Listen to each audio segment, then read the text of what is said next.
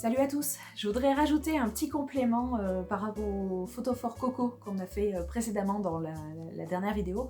Bien souvent quand on bricole, on a des idées qui viennent en cours de route et là je me suis dit qu'on pouvait peut-être adapter tout ce qu'on a fait avec ces petits fanions de guirlandes en papier, qu'on pouvait très bien l'adapter en collier.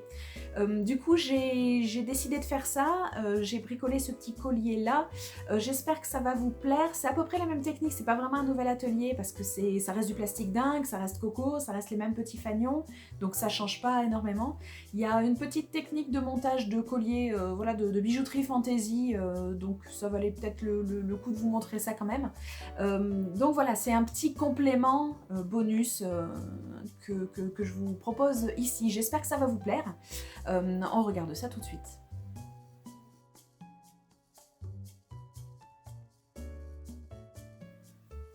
Alors j'ai réimprimé mes modèles que j'avais déjà pris pour les photophores dans la dernière vidéo. Je les ai réimprimés mais un petit peu plus petits, 4 fois plus petits. Au lieu d'avoir 2 modèles par page, j'en ai 8, j'ai les 8 sur ma même page. Donc ce que j'ai fait, c'est que j'ai pris mon plastique dingue et je l'ai placé sur les modèles. J'ai tout repassé ce coup-ci avec des Posca métalliques. Donc ici le métallique vert métallique. Alors j'ai réfléchi, mais trop tard, que comme c'était pas pour faire des photophores mais pour faire des accessoires de bijoux, j'aurais bien mieux fait de mettre cette petite bande de dentelle en dessous du modèle et pas au-dessus. J'ai rectifié du coup en mettant, parce que bien sûr je m'en suis rendu compte après avoir fini le coloriage, du coup j'ai rajouté voilà, des petites choses un petit peu, voilà, des petits, voilà, ces petits motifs là pour éviter que ça soit trop droit. Donc pour le coup je vous donne ces modèles-ci là qui ont la dentelle sur le dessus. Je vous ai aussi fait donc le rectificatif avec la dentelle en dessous. Libre à vous ensuite de rajouter, comme moi j'ai fait, ces petites choses sur les côtés si vous trouvez que c'est trop droit. Donc moi j'ai fini de colorier ces modèles-ci. Il ne me reste plus qu'à les découper et ensuite je vais venir les perforer à 2 endroits, ici et ici, pour pouvoir passer des petits accessoires de bijoux. Donc je vais faire des petits trous à la perforatrice. Pour perforer, on se rappelle bien qu'au four, le trou lui aussi va réduire de taille. Donc on part sur un trou de perforatrice de bureau. Je pense qu'il faut pas moins. Voilà, ça c'est vraiment le minimum pour que le trou soit assez grand pour passer une maille de chaînette. Je vais découper tout ceci et ensuite on perforera peut-être ensemble. J'ai fini de découper mes 5 petites pièces. J'ai utilisé donc le gros ciseau de feignante pour les grandes lignes et le tout petit ciseau à ongles qui m'a bien tué les doigts, mais qui m'a permis de faire toutes ces petites découpes ultra fines. Le plastique dingue est assez cassant, donc du coup c'est toujours un petit peu, voilà, faut toujours faire un petit peu gaffe là en découpant les petits détails. Ça s'est fait assez bien, ceci dit. Je vais maintenant perforer tout ça. Donc du coup, comme tout ça va réduire, je vais essayer de pas trop me mettre sur le bord, sinon la petite partie qui me séparera le trou du vide risque d'être trop fine et de se casser avec la tension de la chaîne. Donc on va essayer d'aller chercher un petit peu plus, voilà, peut-être vers ce carreau-là, pour essayer de ne pas être trop près du bord. Voilà, un premier trou. Je vais pousser tomber, tac. Et un second trou de l'autre côté. Là, normalement, on devrait être à des espacements qui vont permettre d'avoir des trous assez grands et assez loin du bord pour que ça soit pas trop fragile, quoi. Je vais continuer ça avec les autres pièces, donc je vais faire des trous un petit peu partout. Comme celle-ci, ça va être ma pièce centrale. Moi, personnellement, je vais faire un petit trou supplémentaire ici pour pouvoir pendre une breloque. Je vais quand même vous montrer la cuisson du plastique dingue, donc à 150 degrés toujours, parce que c'est toujours marrant à voir.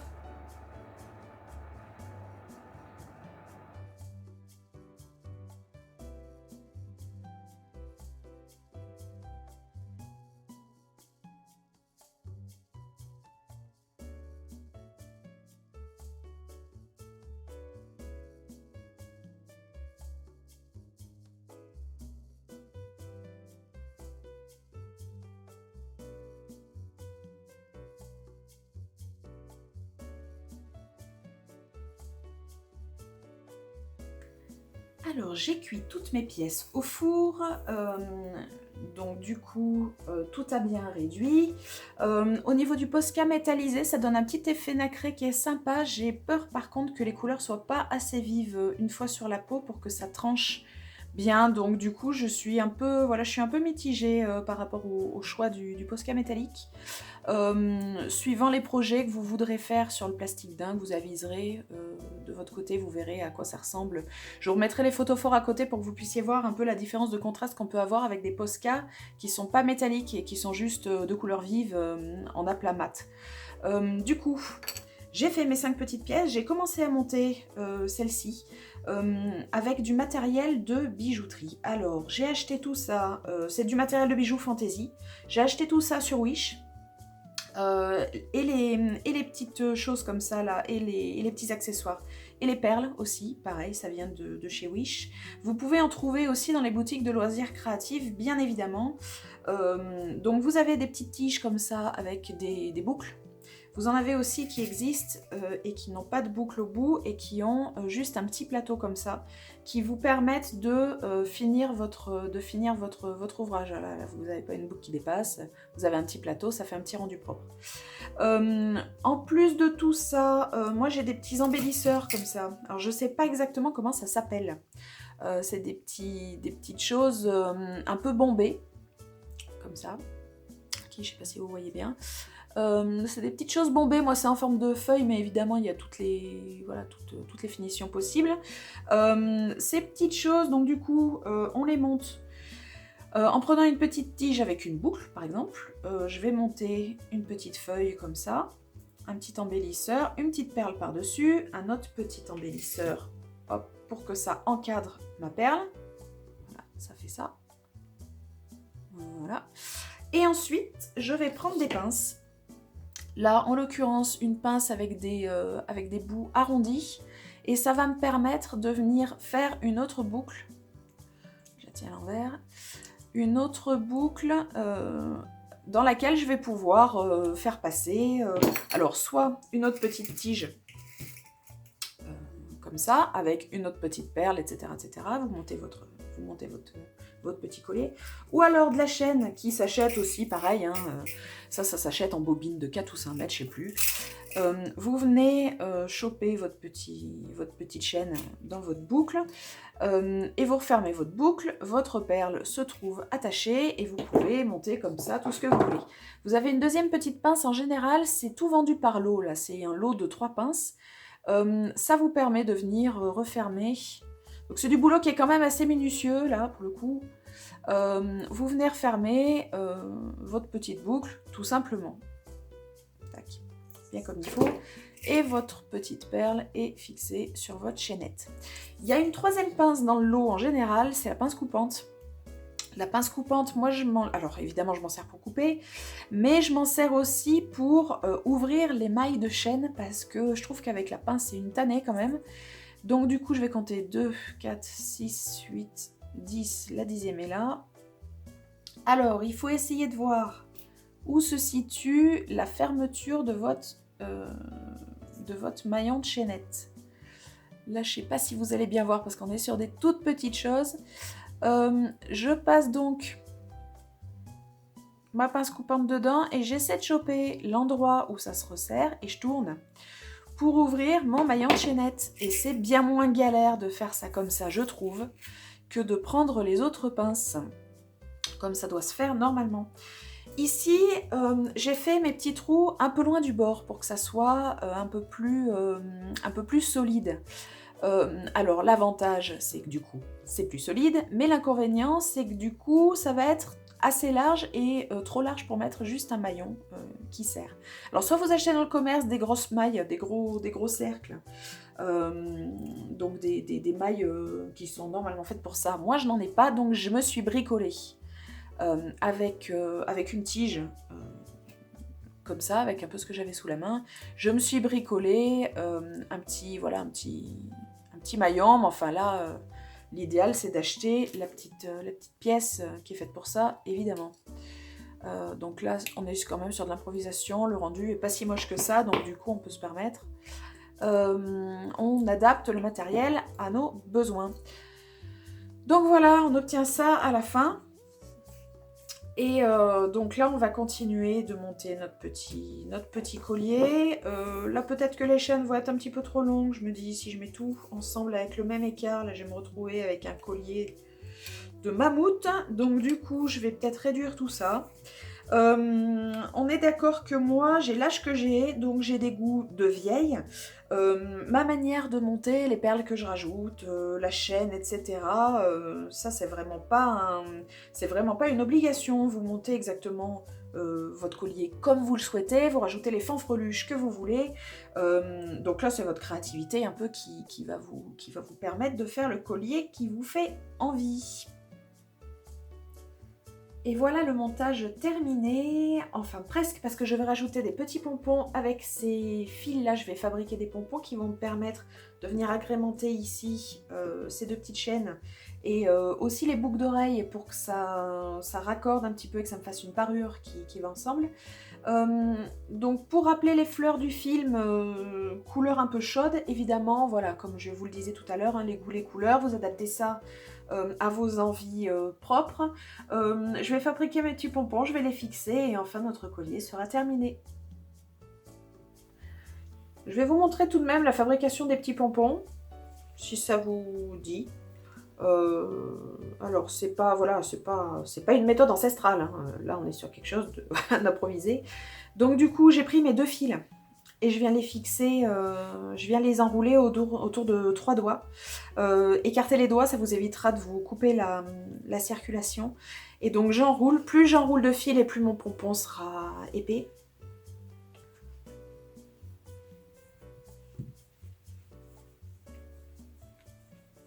Voilà, vous essayez de faire quelque chose d'assez large. Petit coup ciseau. Vous sortez les doigts, vous mettez votre petite pelote sur le côté. Je vais couper une petite longueur, paf, de fil que je vais venir passer à l'intérieur. Donc là, petit nœud. Donc là, le nœud plat, je ne sais pas si vous connaissez ça, vous faites un nœud normal et vous en faites un par-dessus, mais à l'envers. Je ne sais pas bien comment vous l'expliquer. Au lieu de passer votre fil, moi je passe toujours celui de droite par-dessus, celui de gauche et à l'intérieur de la boucle. Là, on va faire l'inverse. On va passer celui de gauche par-dessus celui de droite et à l'intérieur de la boucle. Si vous faites un nœud, voilà, deux nœuds inversés, ça va vous faire ce qu'on appelle un nœud plat. Qui se resserre en fait de lui-même. Plus vous tirez et plus il se serre. Ça va vous faire quelque chose de plus solide et qui ne se défera pas.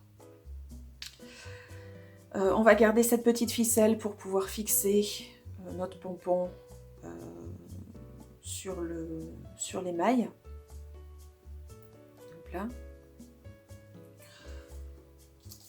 Donc là, je vais essayer avec une boucle d'oreille, ça sera bien plus simple, bien plus petit. Donc là, j'ai toujours mon petit anneau, mon petit crochet. Je vais faire passer mes ficelles à l'intérieur.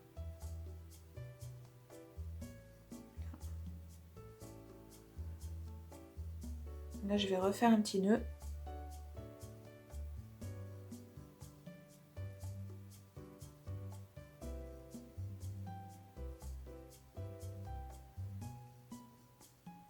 Et ces choses-là, au lieu de les couper, ce qui me ferait des petits bords qui dépassent là, qui seraient pas bien jojo, on peut faire un double nœud. On va les prendre, on va venir les prendre à l'intérieur du pompon. Et on va recouper des ficelles pour faire une petite tête là. Donc là, tac. On fait descendre tout ça. Donc on essaie de faire quelque chose d'un peu lisse ici. Là je vais reprendre, je sais pas si je prends des deux ou si je vais prendre que du orange foncé. On prend une longue ficelle. On vient la coincer ici. Et là, vous faites le haut de votre pompon. En serrant bien. Et en faisant une petite bande assez large en fait. Au lieu que le fil passe à chaque fois par-dessus pour faire un gros boudin, vous descendez au fur et à mesure pour que ça fasse une Une petite bande sympa. Hop. Là, on coupe pas, bien sûr, on va venir faire un nœud avec le bout de fil du coup qui était au démarrage.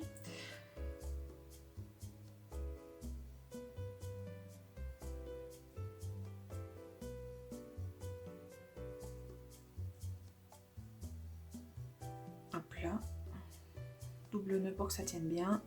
Hop là. Et maintenant, on va tout couper.